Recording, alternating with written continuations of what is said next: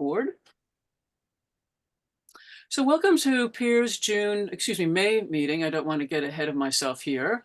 My name is Catherine Zoka, and this is Peers monthly meeting. We start with a land acknowledgement to recognize that we, are graced to live on the ancestral territories of the Manhasset, the Montaukett Indians, and the Shinnecock Nation.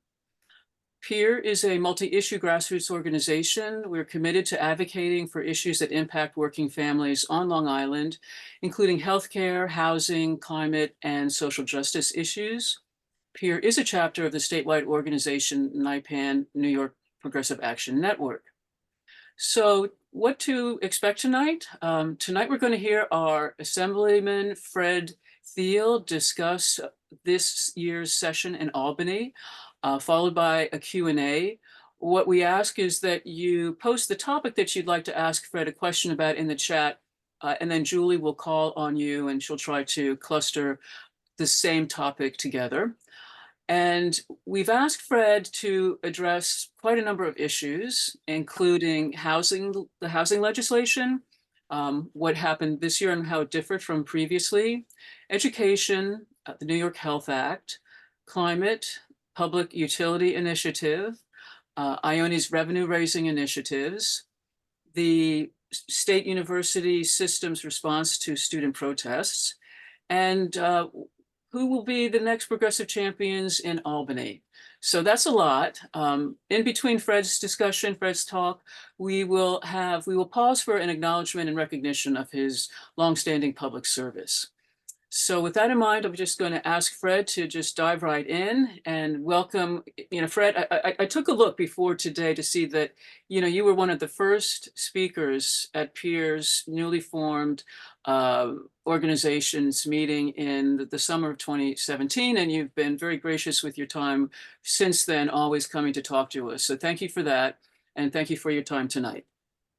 Well, and thanks for inviting me back. So I appreciate the opportunity, and what I'll try to do is kind of give you an overview of what has happened so far in the 2024 session and what's left, and what are some of the big issues that are pending, and I'll probably sprinkle in some local initiatives that you might not read about in Newsday or in some of the daily papers, but you might read about in the Southampton Press or the East Hampton Star. So to just kind of get started here, the big event thus far is finally the passage of the state budget. And I say it's the state budget, but as you're all aware, and we're going to talk about tonight, there's in spite of all the protestations to the contrary that nobody wants to do policy in the budget, that it should be done separately, there's still a lot of policy that ends up in the budget. So, I'll talk about the budget, but I'll also talk about, some of the policy initiatives that were in the budget. And there were a lot that were not in the budget that were discussed as part of the budget. And several of them are on this list. So, the budget, finally got passed. It was April 20th when the budget got passed. So it was roughly about three weeks late. Supposed to be done by April 1st. We have seemed to be slipping back into that period of budgets that are not meeting the deadline. Believe me when I say that I never hear in Albany, gee, I wish Andrew Cuomo was back. So don't take these remarks the wrong way, but we did go through a period there where the budget was done, relative on time or relatively on time, and that has been less so the last 2 years. Last year we didn't finish until May 2nd. This year April 20th, but it's done. We're finished, and now we're back, and we'll be dealing with non-budgetary issues, which of course we can also talk about. So I'm going to go, and talk about some of the issues that are on your list that, and how they related to the budget. First and foremost, at the top of your list was the issue of housing, which is perhaps the most compelling issue that we're dealing with locally. So, I think there's a reason why there's been so much focus on housing, because housing is a crisis, not just on the east end of Long Island, not just on Long Island, not just in New York State, but across the country. And it's been a crisis that's been exacerbated by the pandemic, which I still think, those trends that happened during the pandemic, we still haven't recovered from. And, primarily, on the East End, as we saw, the pandemic drove prices up, to incredible levels. I suspect that, what the median house price, which was probably on the South Fork, was around $900,000 before the pandemic. Now you're seeing median prices, somewhere between 1.5 million and 1.8 million. So, the values are extremely high. The other thing is that supply is low. There's still, not a lot of inventory on the market. You combine those two things, and I've been asked, certainly by some media publications, kind of how to characterize what things are like, particularly in the Hamptons, with regard to housing. And I think housing has been an issue for at least the last 25 years. But I don't think it's ever been worse than it is right now, where the gap between where the market is and what normal people would consider to be affordable, I don't think that gap has ever been greater. So, it's not surprising that housing was a big topic in Albany. And I've been asked to describe the difference between last year and this year. And I could be somewhat glib and say the difference between last year and this year is last year nothing happened, and this year a lot happened. But I think that's also given, part of that is given a change in approach from Governor Hochul. The governor's approach last year was really heavy on a top-down approach, where Albany was going to dictate to localities, what the housing solution should look like. And, there were things such as state boards that could override local zoning, density mandates, the kinds of things that I think were just an anathema in places like Long Island. And, as a consequence, really nothing happened on housing last year.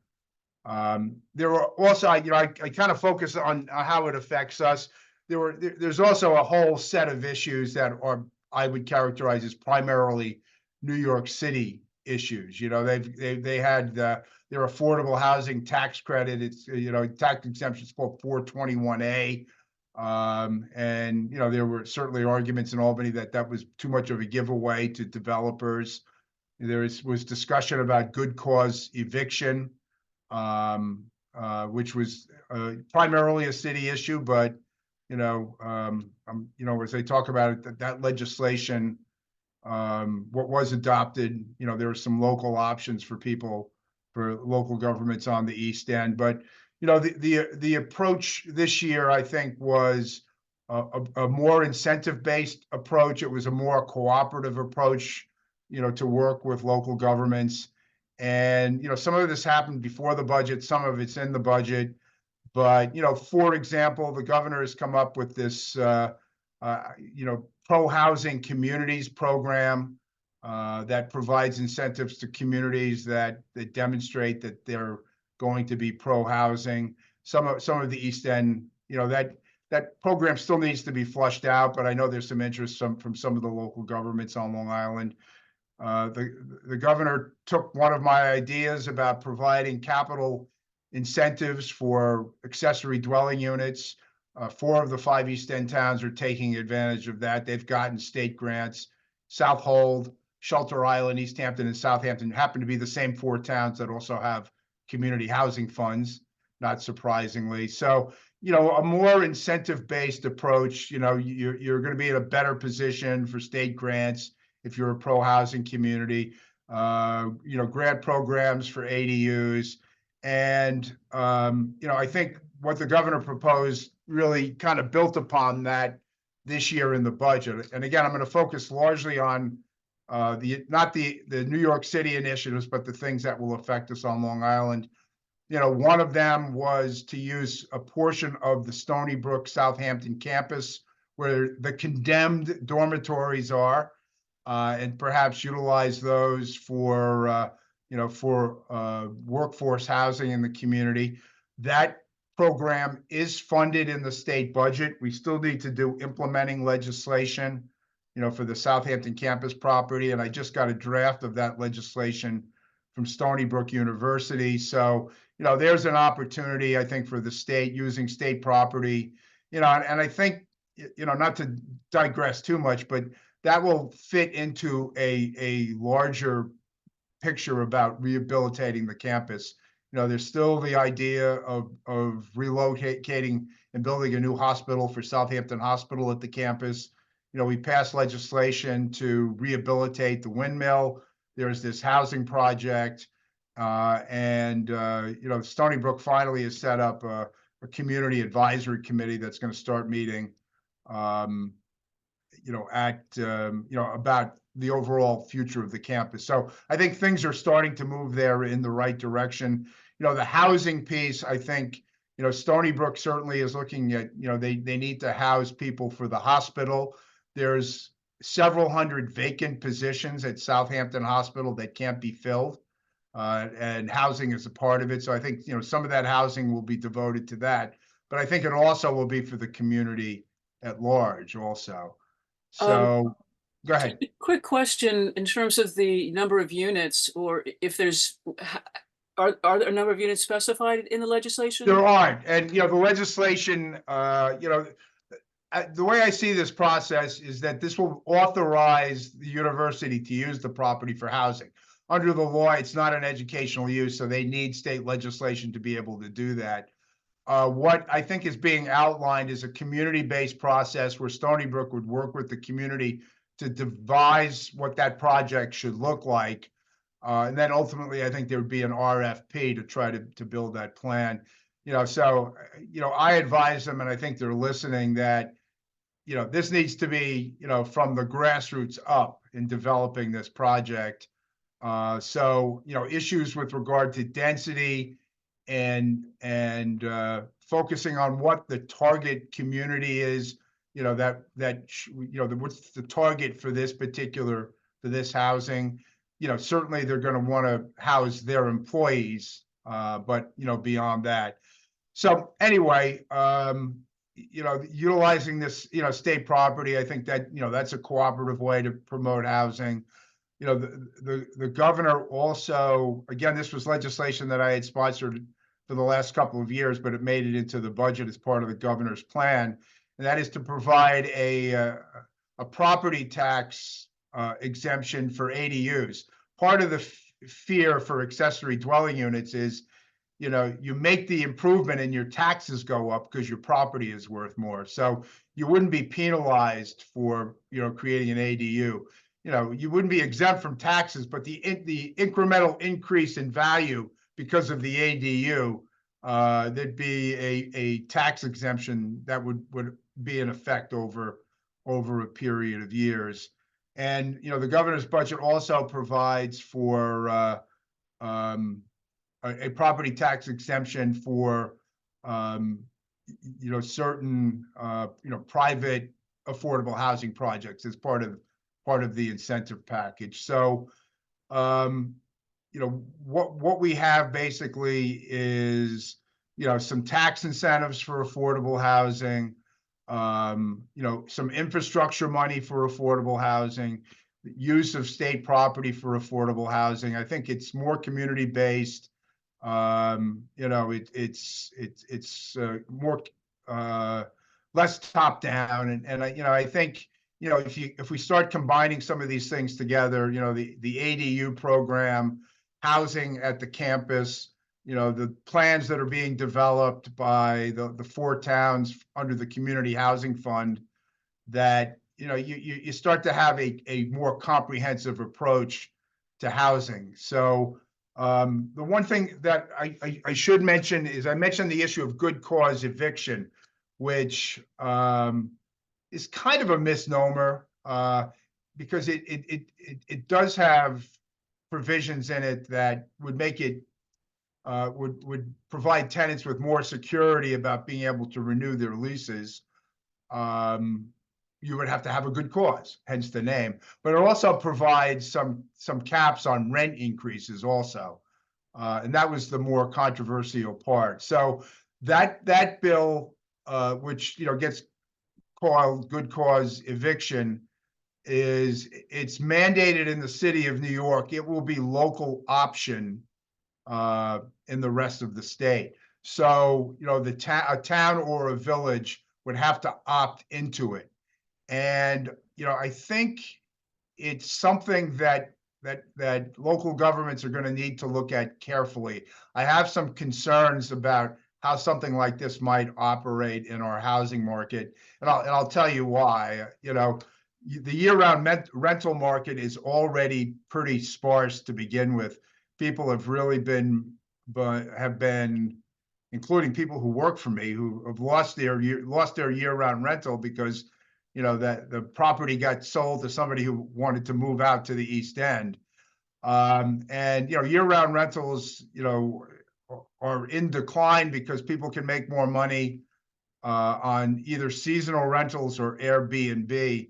And why I think you have to do a careful analysis here is that the market is already skewed against year-round rentals. If you put too many restrictions on what a landlord has to do, you're going to shove more landlords out where we are into a seasonal market or into Airbnb. So I think you have to look carefully at it. The one thing I will say is the law has a lot of flexibility in it. So towns and villages, if they do want to do good cause eviction, they're going to be able to really kind of focus, who they want to target that, what part of the rental market they want to target it at. So, that's kind of, the broad strokes with regard to housing.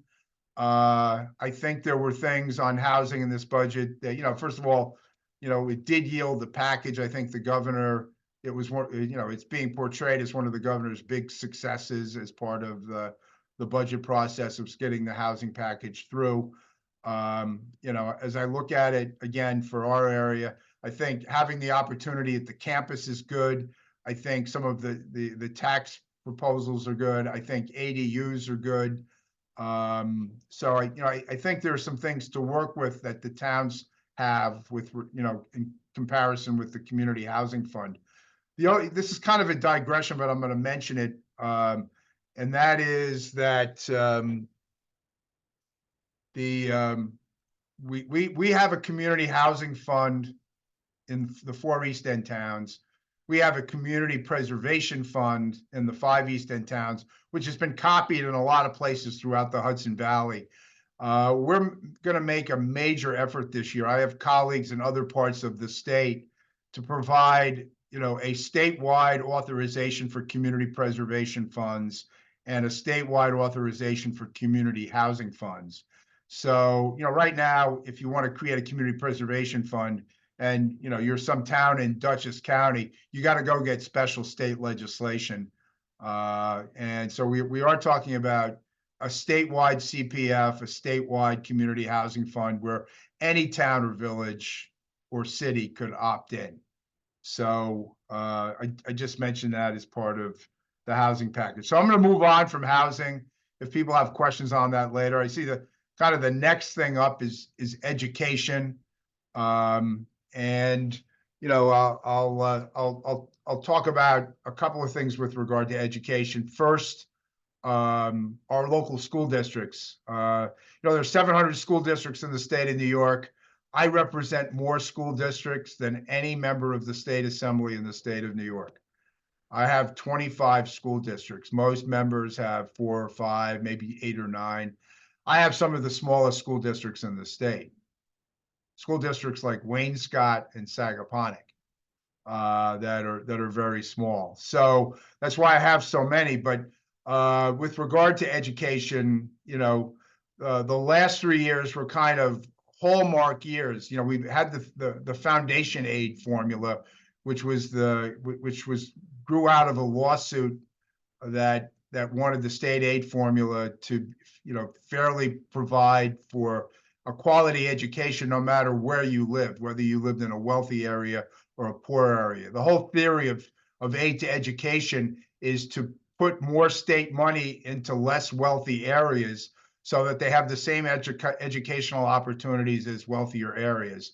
And the district that I represent runs the gamut. I have some of, at least as far as property wealth and income wealth goes, some of what are perceived to be the wealthiest school districts in the state. And I also have some that are in the middle, and I have some of the poorest school districts on Long Island. They run from, some of the districts on the South Fork to districts like Riverhead and Hampton Bays, which are more working class, to the fact that I represent the William Floyd School District, which is one of the poorer school districts in the state. So we finally, over the last 3 years, fully implemented the foundation aid formula. We put record amounts of state funding into the foundation aid formula, which worked out really well for a lot of districts like Riverhead and William Floyd and Hampton Bays. Every district got an increase, but was less impactful in some of the East End districts and some of the South Fork districts. But we concluded the last year with the highest school aid package ever, and the full implementation of foundation aid. And so the governor turned around this year and then put up forth a school aid proposal that would have reduced school aid in over 300 of the 700 school districts, which was politically dead on arrival. And the big battle in the legislature was to restore that funding, and we did. State aid to education was fully restored. Every district is getting at least as much money as they got last year, and some of the middle needs and high needs districts are getting more than they got last year. Hampton Bays got an increase again. Riverhead got an increase again. William Floyd and Greenport, some of those districts.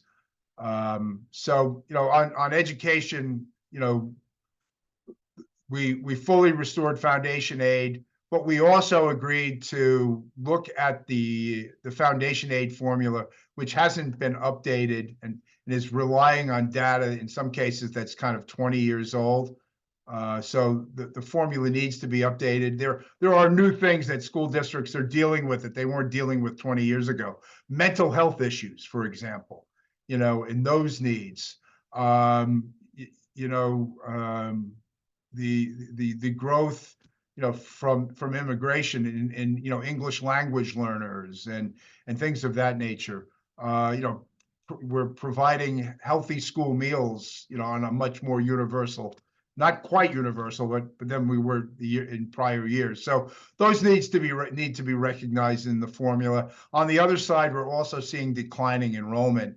So the agreement would be that instead of taking the governor's plan, which would have cut aid, we agreed to look at the formula and update the formula, which hopefully next year there'll be a discussion about what changes there should be in the school aid formula. The other thing I would say about education is we did some major increases and upgrades to the tuition assistance program. It's to provide financial assistance to students looking to go to college. We're sustaining funding to the state university and community colleges and the city university, even though they are also seeing declining enrollment. But suffice it to say, we maintained funding for both education and higher education, and I think made some needed new investments in areas like TAP, for instance. So that's kind of a summary with regard to education. Next on your list is the New York Health Act. Something we've discussed. You mentioned, I think, the first time you had me speak to this group was in 2017. We talked about the New York Health Act that night, and I think we've talked about the New York Health Act every time I've spoken since then. There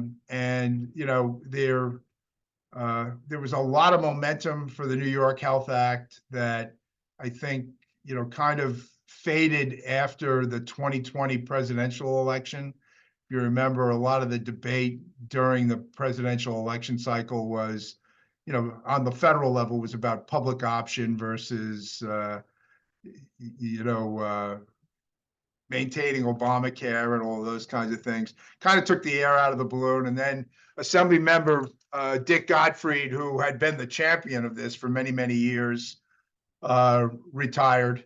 I didn't last quite as long as Dick Gottfried. He started in the Assembly in 1972 and was there for almost 50 years. So I didn't last as long as he did, but he was the champion of the New York Health Act. So, in the last year or two, I feel like we've kind of started from scratch, and we're trying to rebuild momentum, I think, for the New York Health Act. It was not part of the budget discussion. I think we'll get some discussion here in the last few weeks of session. I always try to give you an honest assessment. I am not optimistic that this is going to be the year for the New York Health Act. I don't think that's the case, but I think it's important to continue to build momentum for this, both on as far as the state issue goes and a federal issue. I'll be interested to see whether universal health care gets any discussion during this year's presidential election cycle at all. So we'll see. But New York Health Act has been reintroduced. I still, we've maintained a substantial sponsorship, but I'm not feeling that the momentum is there yet. For there to be action this year. If I could just ask, Melanie Dorigo, who is now the head of the campaign for New York Health, wants to know from your perspective what you think is going on with the leadership. Like, why? Because she feels that there's support, in the Assembly if the bill would come up for a vote.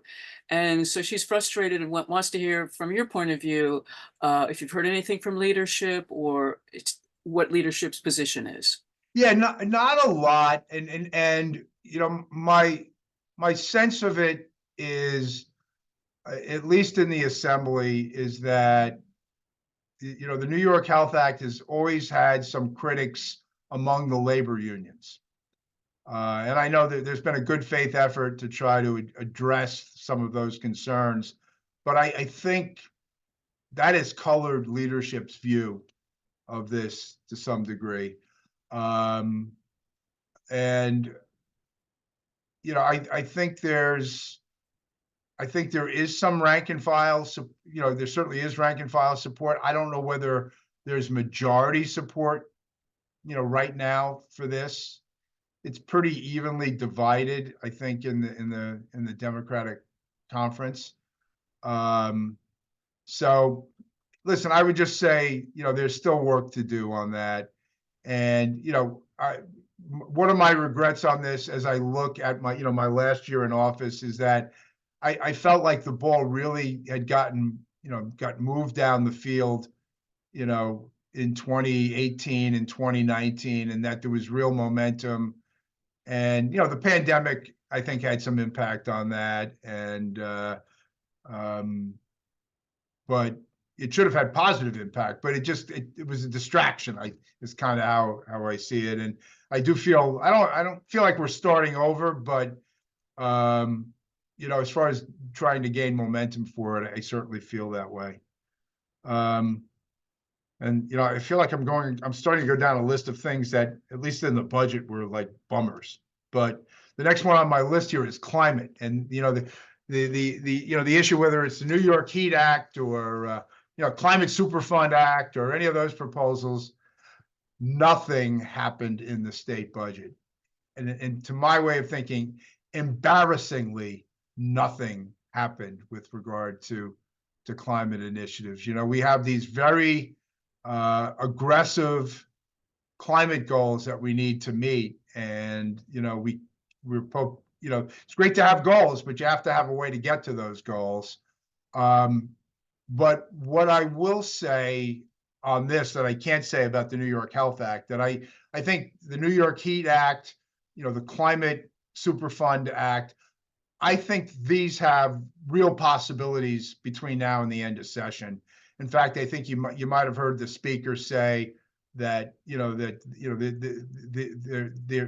issue, certainly of the New York Heat Act, is something that, you know, he still thinks is on the agenda, and something that, you know, that we could do before the end of session.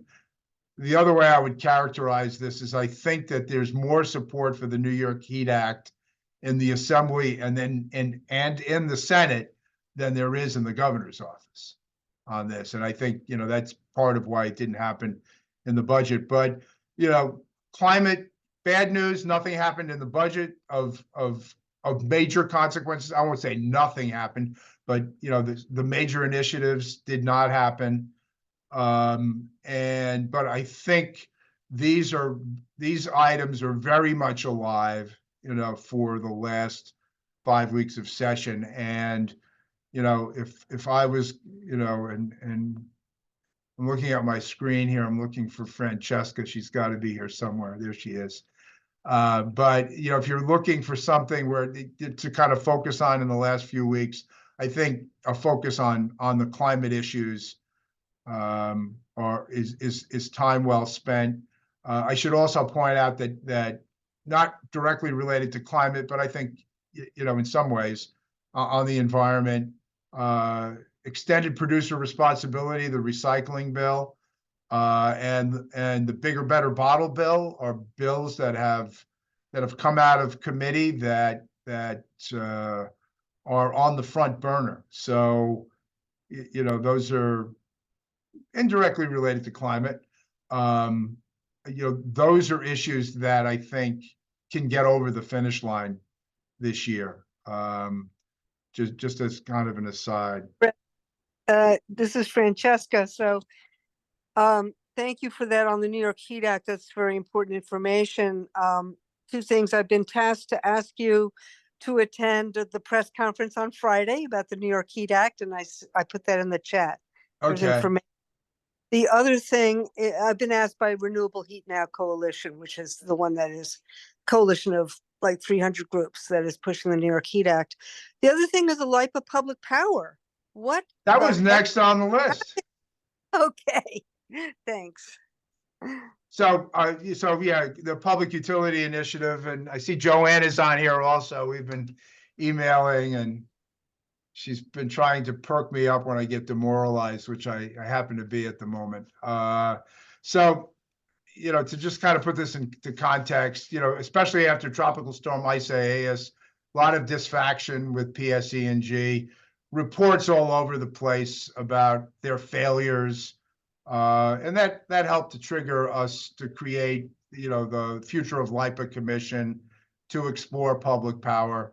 We did that. We had hearings. We did a report. I think we did an excellent report, and I think the legislation is really, you know, is an excellent piece of legislation. And in essence, you know, the legislation focuses really on three points. One would be to get rid of the third-party manager model that we have now. You know, in the United States of America, there are public power companies and there are private investor utility-owned companies.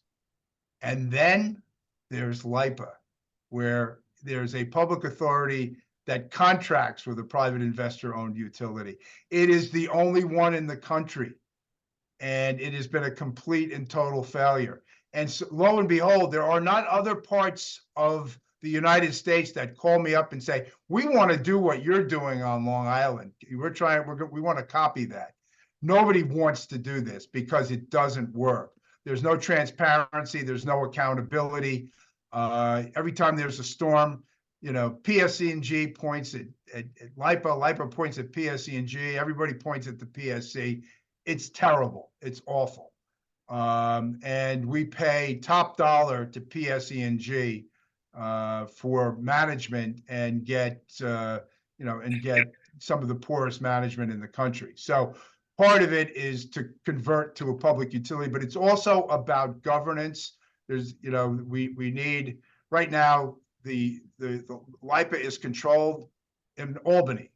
All the appointments are made by the governor, who makes the majority of the appointments, the Speaker of the Assembly, and the Senate Majority Leader.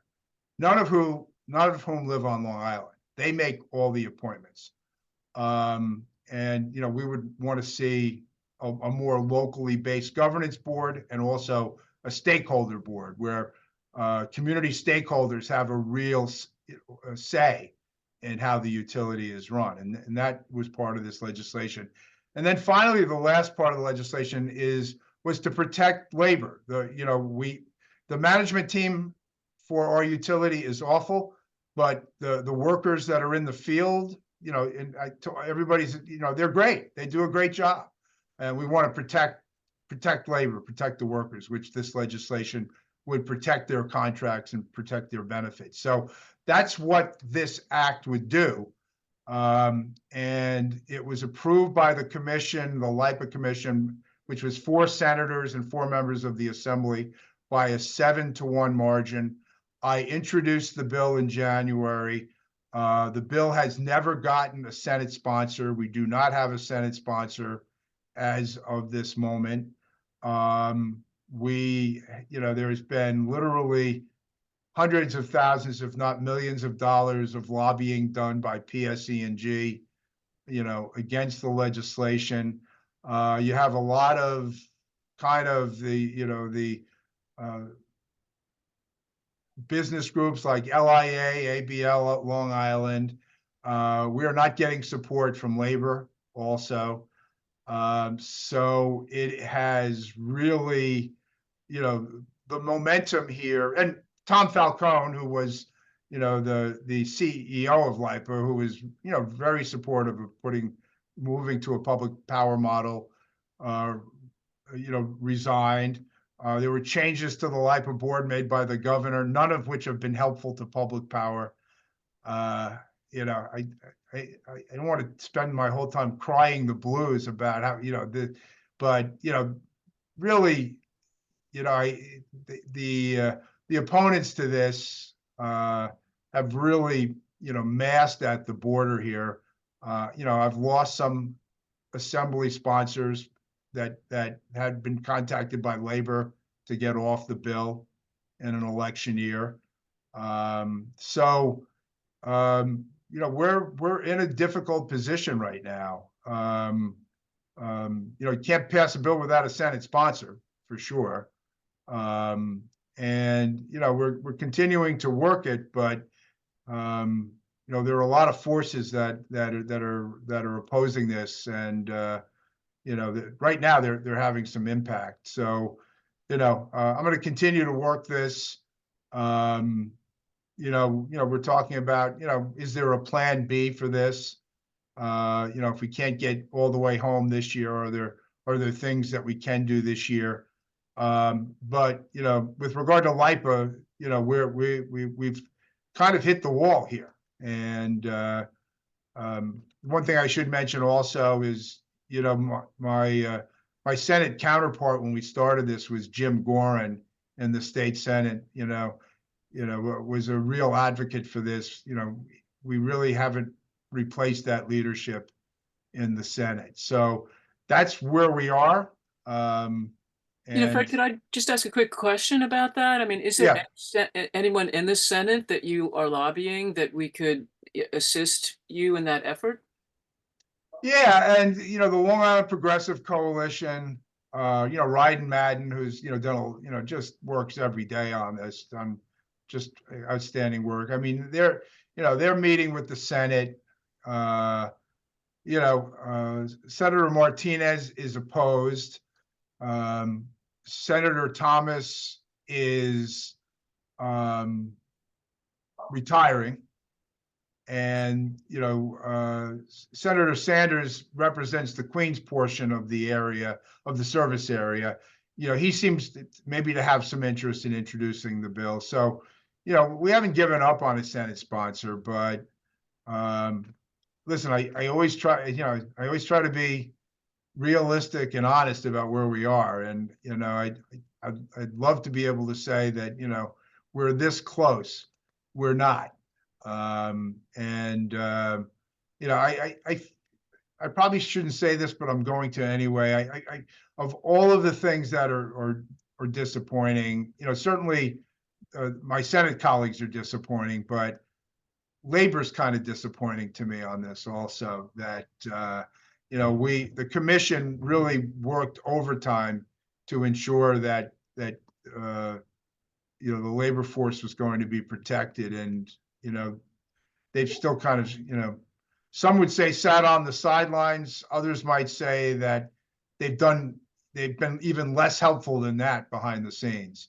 So anyway, that's where we are. Who will take over from you, Fred? If it doesn't pass this year, what's going to happen to this fight? Yeah, so, I would say, a couple of things. First of all, there's going to be an election. And, I've certainly talked with Tommy John Scavone, about this, and I think he is supportive of this. He'll be a freshman. I think besides myself, the biggest advocate for this is, Assemblymember Mickey Solage from Nassau County, represents the Elmont area. She was my biggest ally on the commission.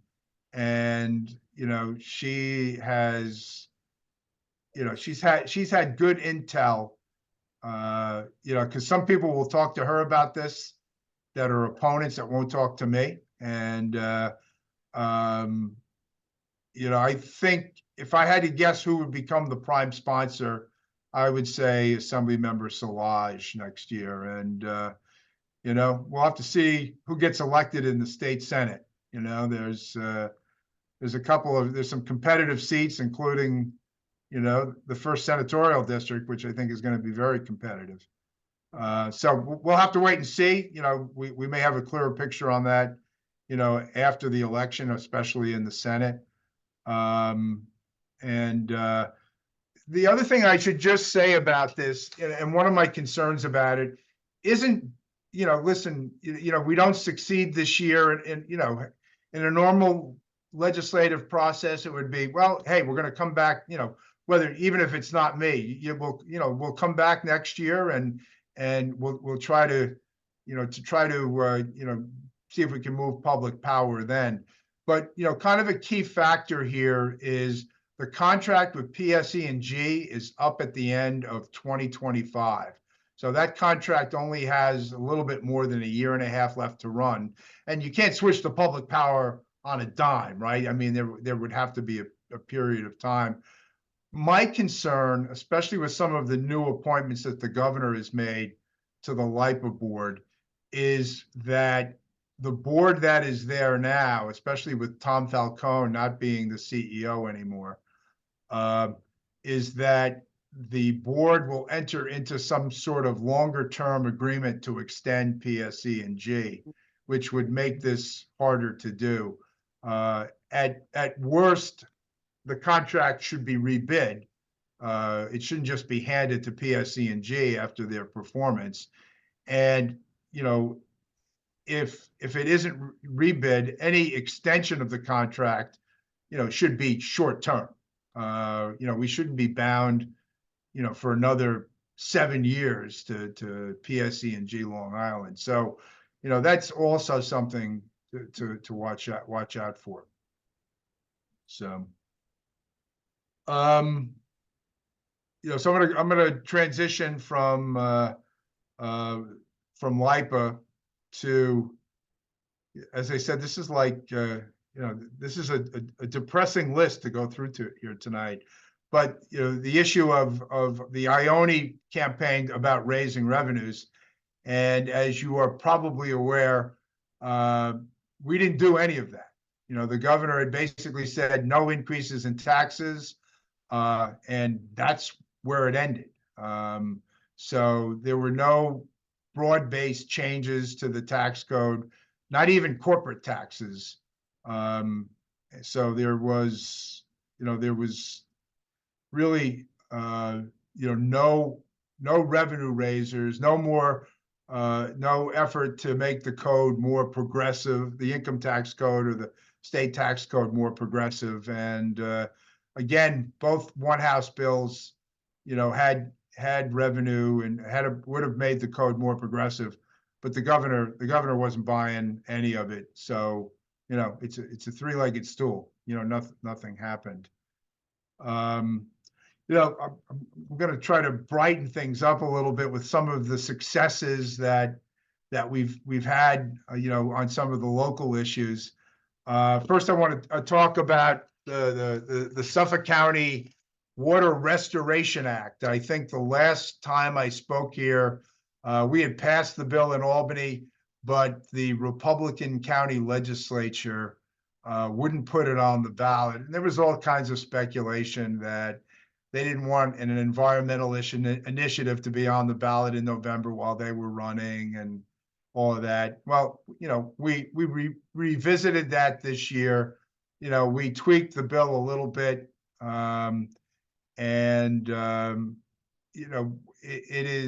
kind of rearranged the furniture, but the house kind of looks the same. We have, the same amount of money for upgrading septic systems and the same proportion of money for wastewater treatment facilities. The bill has passed the state assembly. The bill is on the calendar in the state Senate. And I would expect that the bill will pass the Senate in the next week or two. It'll go to the governor's office. And then the ball will get passed to a recent arrival on our Zoom, and that is Ann Welker and the members of the Suffolk County Legislature. They will still have to put this on the ballot for November. I believe, and Ann could probably speak to this, but I know she's driving, so focus on driving, Ann. It'll be on the ballot this November. I think actually the local law has been drafted already, or at least there's a rough draft of it that I've seen. I think the idea is to try to, it has to be completed by August. So I think we're in good position. I think, this would, between now and 2060, would generate somewhere in the neighborhood of $4 billion for clean water. It's a major initiative. I think it ranks with the Community Preservation Fund and the Pine Barrens Act as far as the impact that it's going to have on the environment in Suffolk County. So I wanted to talk about that a little bit, and also in the area of water quality. The state budget did increase funding for the Peconic Bay estuary. We got an increase from $550,000 for the estuary to $750,000 for the estuary.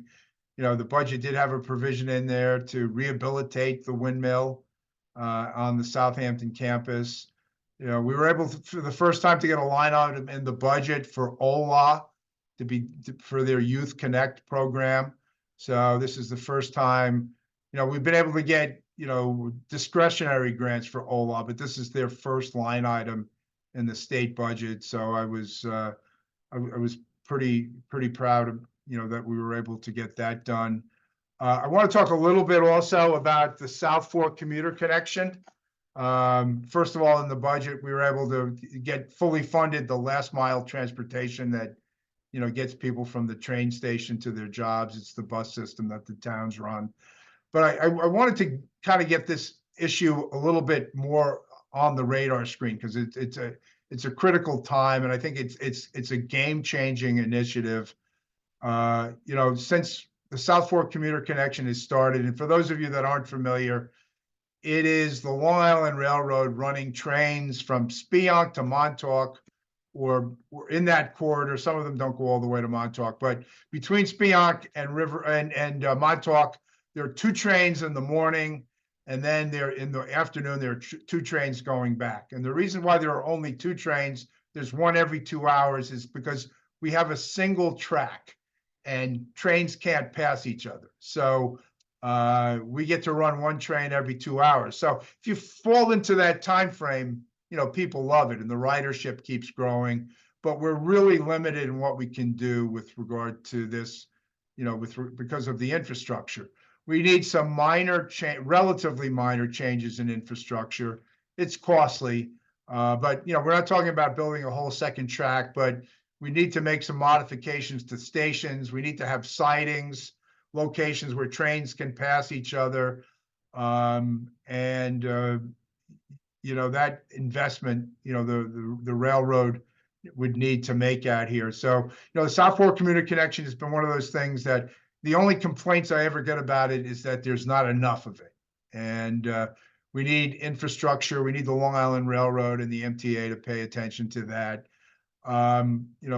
Last year, when the MTA was looking for a bailout, I made the MTA come up with a project for to do just that on the South Fork, and also I got them to include it in their 20-year needs assessment, which is the first step towards getting this project done. So it was included last fall.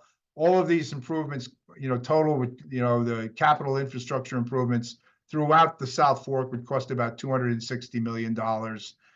And, the next step is to get it funded. It needs to be included in the next 5-year capital budget for the MTA, which is going to be voted on in October. So this is a really critical period of time. So you may be seeing already some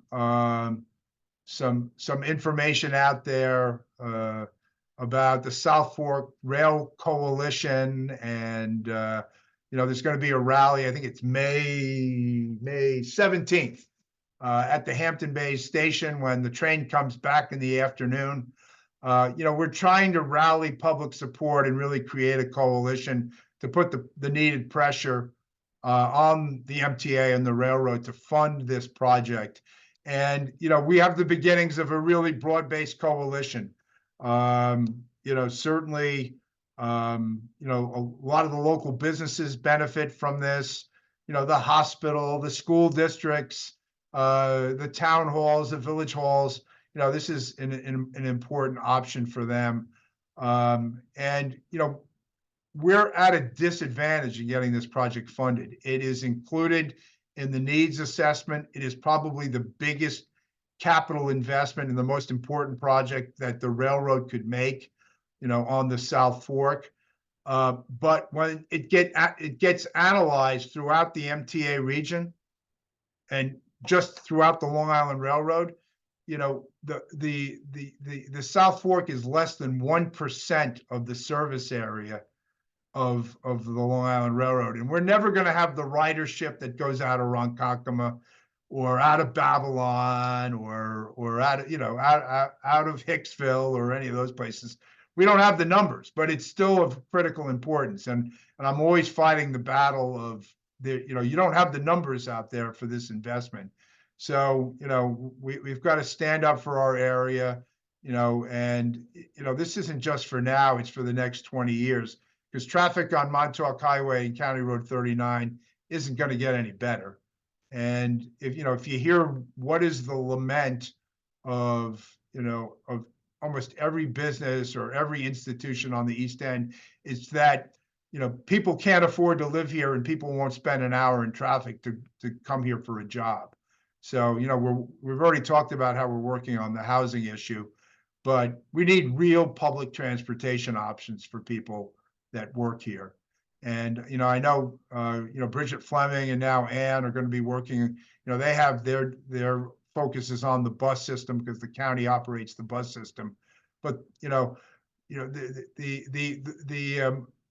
Montauk Highway and County Road 39, they're overextended, overutilized. The railroad is underutilized. There's a great opportunity here. So, I hope that peer focus some attention on this.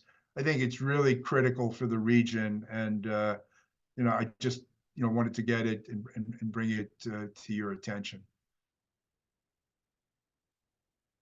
So I think, oh, Is that, go ahead. does that, I don't know, I'm sorry, I did have to step away for just a moment, and I'm wondering if you were able to address the state university protests and the like, or if you wanted to say anything to that.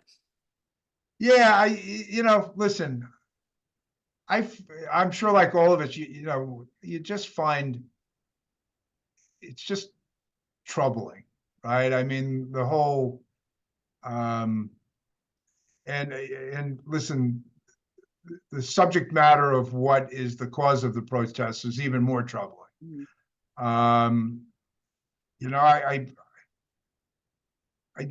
I don't, I wish I had a better response for this question than I do. Because, I'm not there. I'm a big believer in, in free speech, and people have the right to protest. I did a little of that in my college years myself. There's,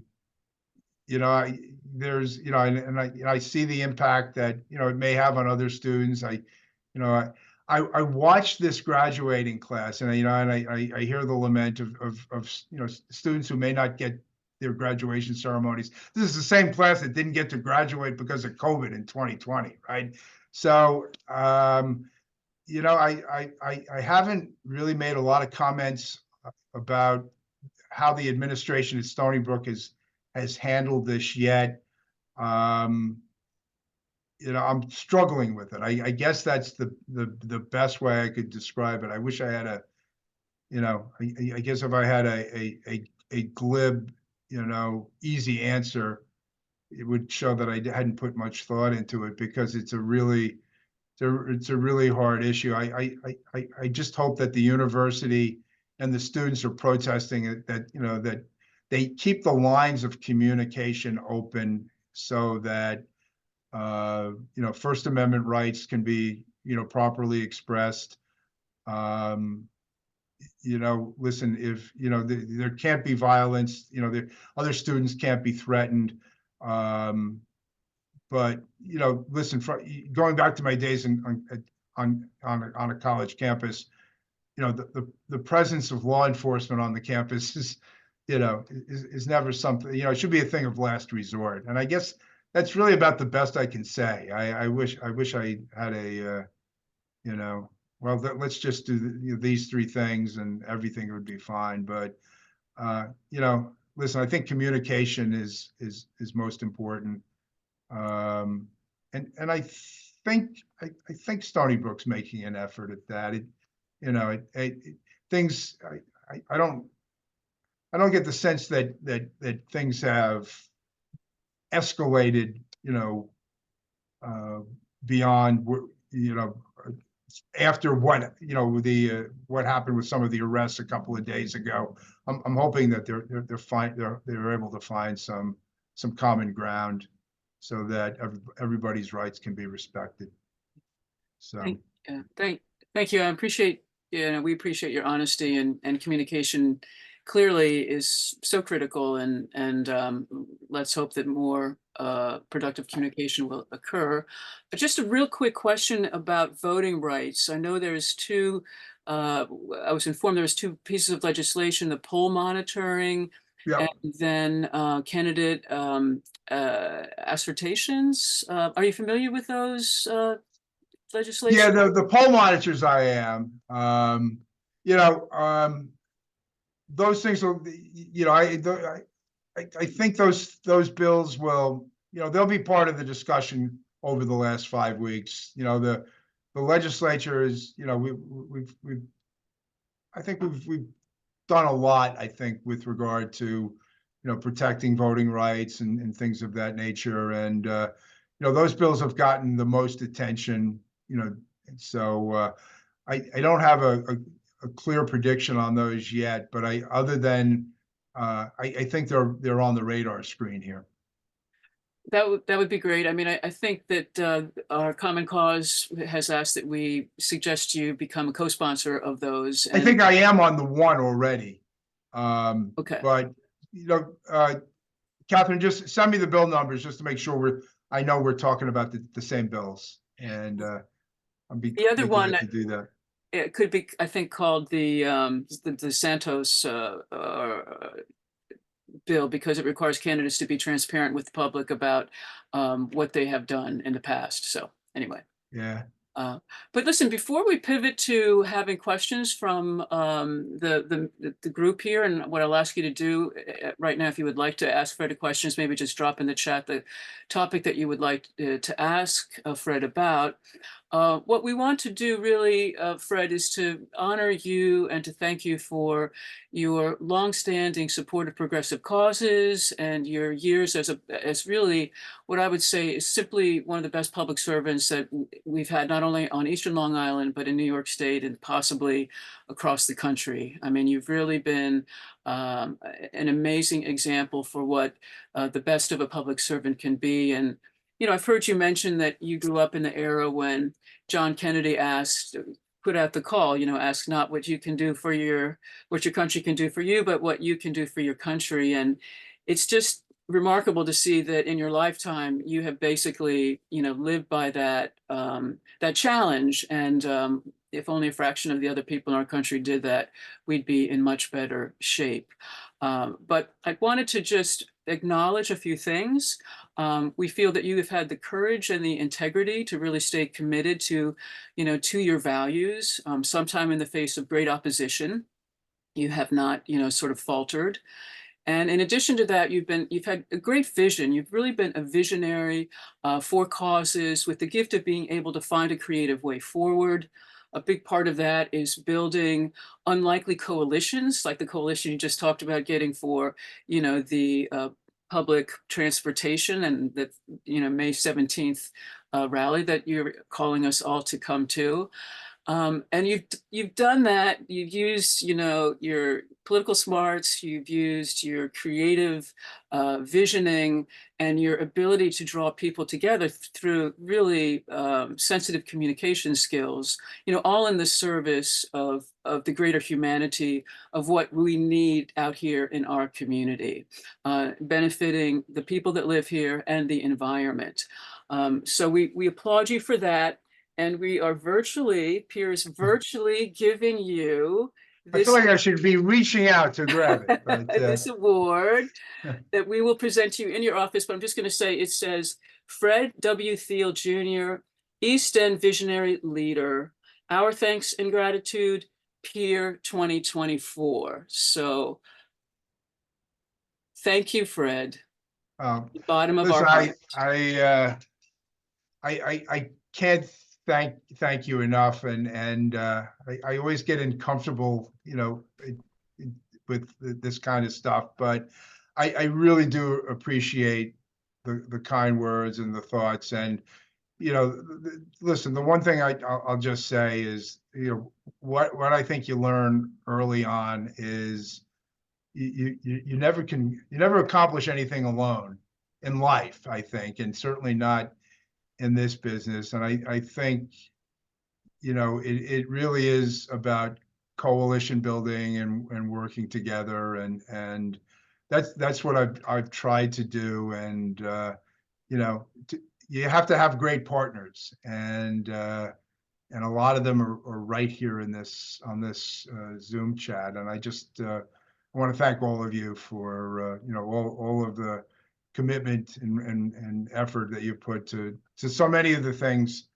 that, you know, that we've all worked on together. And I guess the last thing I'll say is that I'm retiring from the assembly.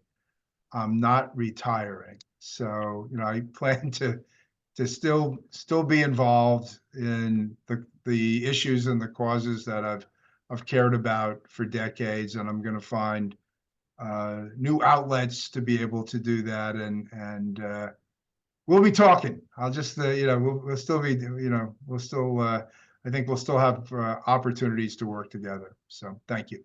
No, that It's tremendous. I mean, the work that you did on the Community Housing Fund and the Community Preservation Fund really is groundbreaking and is being replicated around the country. So, and I see everybody's applauding. You can unmute yourself and give, why don't we just everybody unmute yourselves and give Fred Thiele a big round of applause. Well done, well done. Thank you, Thank you. Fred. Thank you, Fred. Really appreciate the Thank work. you, Thank Fred.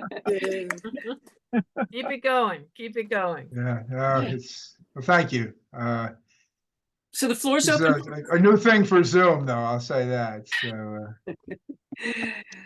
And the floor is open for questions. So, you know, if anybody wants, Julie was going to monitor the chat, or if you just want to put your hand up and we can call on you, that would be fine as well. And while people think about it, actually, I do have a question about housing, Fred, and about Airbnb. Is there any thought in Albany about trying to corral Airbnb so it doesn't decimate communities like it has? yeah, well, I think this is both state and local. I think, you know, it's a zoning enforcement issue also that local governments have to undertake. But Pat Fahey is a assembly member from the Capital District, from the Albany area. She has a bill to regulate short-term rentals that got discussion during the budget, didn't make the cut, but is also at the top of the list. So yeah, there are thoughts about you know, state regulation of these short-term rentals and kind of leveling the playing field and with regard to that. So yeah, there is legislation on that, and you know, Pat is pushing really hard on that legislation. So yeah, the answer is yes to that, because they are, you know, they certainly are eating up the affordable housing stock, you know, the year-round housing stock to some degree. The other thing, and I never thought about this until I went to I went to a Chamber of Commerce meeting, but you know, right in Sag Harbor, the president of the Chamber of Commerce came up to me and would start, you know, complaining about Airbnbs, and I'm going, why is she complaining about them? You know, and here's what it is, you know, people, you know, they come out, you know, year-round rent, you know, if it's a year-round rental, even a seasonal rental, you know, they're there for a month or they're there for, you know, the season, you know, they come to town, they patronize all the stores. You know, you come to town in an Airbnb, and unless you own a t-shirt shop, an ice cream store, maybe a restaurant, you know, you're not patronizing the rest of the businesses. So it really has had an impact. Maybe, Catherine, maybe you see that too, even, you know, running the bookstore. But, you know, they aren't the, you know, they don't patronize the local businesses the same way that even seasonal rentals would do in the past. And so one last thing, we talked before the meeting began about the ERA, and I'm not sure everybody is aware of what's happened there. So maybe if you just want to mention that. Yeah, so you know, the ERA, equal rights, the state equal rights amendment is you know, was passed through 2 consecutive elected legislators, and it is, you know, kind of New York State's willingness or desire to put reproductive rights into the Constitution, not just into statute, but it also, there's other things in there also, other protected classes that are all included as part of the Equal Rights Amendment. And it's scheduled to be on the ballot this November.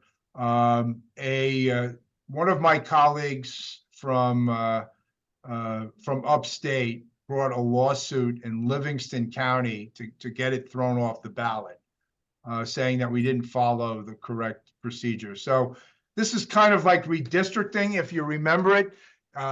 You know, a Republican legislator went forum shopping for a judge in a very conservative upstate county and was able to find a state Supreme Court judge to strike down the amendment and to take it off the ballot. So, you know, right now there's a court decision that would keep this from being on the ballot this November. This is obviously going to be appealed. It will, because it's an election case, should get an expedited appeal. I don't know whether the Court of Appeals will take it directly. They didn't with regard to redistricting, so it'll probably go to the appellate division. But, this this is an open question. I have confidence that, ultimately this will end up back on the ballot, but, It's to codify Roe, right? pardon? It's to codify Roe. No, It's more than to codify it, Susan, because it's codified in statute now. We did that, Deborah Glick had that bill back, probably 4 or 5 years ago. This is to put it in the state constitution, which Right. would make it even harder for anybody to mess with it, because, again, you would need a statewide referendum to change that, which, if it's just codified, you would just need a legislature and a governor to change it. So this would ultimately, it can only get changed if the public voted for it. And the legislature approved it twice. So it's additional protection beyond codification. So frustrating. I just read about it today. Yeah, well, it just happened today. So, not really, there's nothing we can really do about it in the legislature. It's a constitutional amendment. We don't have time to correct it before November. So our remedy is in the courts, and hopefully, the appellate division and if necessary, the Court of Appeals will get this thing back on the ballot. Yeah, Hopefully. Catherine, leave Yeah, it. Question. I know Catherine has a question, but I want to do a shout out also to the Southampton Dems, who will also be honoring Fred at their summer party. And earlier in the chat, if I just anyone learned wants- something new. Was I not supposed to say that out Gordon, loud? did she spill the beans or what happened? Did I? I know. No, he put Kelly, it he in the put it chat in to the chat. everybody. I'll put it in the chat, Fred. Okay, Gordon.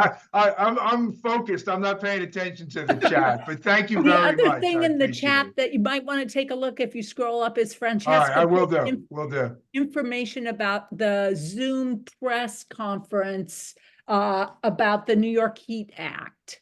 So anyone who wants to look at that, and she was especially hopeful, Fred, that you would be able to make time. It's on Friday. It's this at Friday. noon. All right, I've got the information. I'll check with the office to see what my schedule looks like. So Awesome. And Catherine, take it away. New York Health Act. So you've been an ally of ours, Fred, on so many things, but I think no more than the New York Health Act. And I've seen over the years how really committed you are to it. I wish people would stop thinking of it as a progressive reform and just see it as a rational, humane reform, because it is rational, it is humane. So I'm going to ask you a kind of double question. One, some people I know who are close to the unions that have been reluctant to support feel that there's movement in the unions, and I'd like you to comment on that. And two, and this is an in-politics question to ask you, but do you think that some of the problem now is that people don't want to pass a law that they're sure this governor won't sign? The first question with regard to the unions, yeah, I think there's been discussion with the unions. I still think there's, they're not there yet, but I think there's some progress. So I think that's an accurate portrayal. And as far, I can't put all this on Hochul. I think, it's it's obviously a very, very big initiative. And I think that some of it is, and this is always the messaging with the New York Health Act, right? People see that to pay for the New York Health Act, the state has to raise a lot of money, which we have to raise in taxes. And, the opponents always say, look what's going to happen to your taxes, without telling you what you're going to save and not having to pay premiums to private insurance companies. So I actually think that there are some colleagues that they're afraid of the messaging of a major tax increase. I think that is, you know, and as you message, you know, and I think it can be easily counteracted, and I think we have. I know, you know, as you were kind enough to say, I mean, I've gone out and spoken, you know, many times and really advocated for this, and I usually lead with that because, you know, the savings on, you know, not just paying for health insurance, but, you know, co-pays and, you know, all the other things that kind of nickel and dime you, you know, net, you know, unless you're very wealthy, which God bless you, you know, you're going to come out ahead on this. But I think it's just, you know, more than, you know, because Cuomo wasn't a real supporter of this either. And but I think it's that messaging that for those of my colleagues that are afraid of it, that scares them. You know, oh, Democrats, big tax increase, you know, and so I think it's more that, and I think we always have to be mindful of getting ahead of that message. Right. Okay. Thank you for all you've done for it. If it Thank ever you. passes, you will have had a lot to do with it. Well, as I said, I'm not going away, so maybe I will. This, maybe I can spend some of my time still advocating for this, right? So. Great. So Julie, are there any other questions out there in the chat? Nope. Okay. Okay, well, I think that will be it for the evening. If anyone has a last question, just raise your hand. But I want to just let everybody be aware that, you know, we have our next meeting, which will probably be in June. What we want to do is to have a general discussion of peer members about our focus going forward. In the meanwhile, the issues that Fred talked about that we have a good chance of passing before the session is over, we will be sending information out about those to everyone. So stay tuned for that. And the primary is the 25th of June. Yes, please, Fred. Yeah, one last thing, because I remembered how you started the meeting, and so I'm going to finish with this, and that is, I haven't given up on Montauk recognition. We are going to send that bill back to the governor again. And, you know, kind of on a positive note, we've had some meetings with the Montaukets and some of the governor's top staff people. So I think we're making some progress, but I just wanted to just finish with that. And that will be hopefully something that as I'm leaving, that would be, for me, would be, you know, a fitting end to get that across the finish line. So I just wanted to mention that also. No. And to thank you again for the recognition and for having me, you know, and allowing me to participate so many times in the peer meeting. So thanks so much. I appreciate it. No, you're welcome, Fred, and a great way to end the meeting on that. We hope that that does come through. And for everyone else who is still here, if you're still here, that means you're very interested in what Fred had to say and what we are trying to do. So I'm going to ask you to join peer if you haven't already. And I did just drop into the chat the link to Act Blue so that you can join. It's only $15 to $25 to join for the year. And we welcome your help with that. So again, Fred, you know, thank you for this evening. We're not going to let you get away, so I'm sure we'll look forward to working with you, and maybe in a different capacity going forward in the year ahead. But you definitely earned your vacation time off. So, and I am here till the end of December too. So just, okay, right. Okay. All right. Good night, everybody. Okay. Good night. Thank you so much, Fred. Thank you. Thank you. Thanks, I just everybody. signed up again. Excellent. Yes, I went right to the